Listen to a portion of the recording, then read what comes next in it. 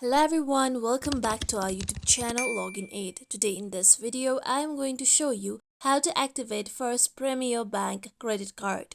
If you have applied for First Bank credit card, then you'll be able to activate your First Premier Bank credit card easily. For this, you need to first open any web browser available on your PC. I am using Google Chrome.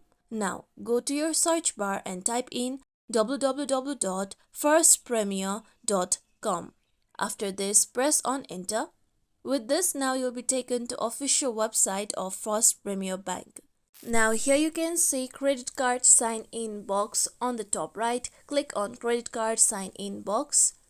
After this, here you can see login option on the top. Click on login option.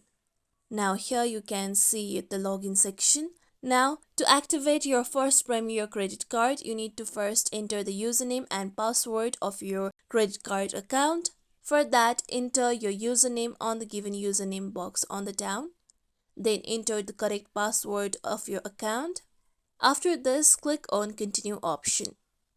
With this, now you need to provide information regarding your credit card, including your credit card number.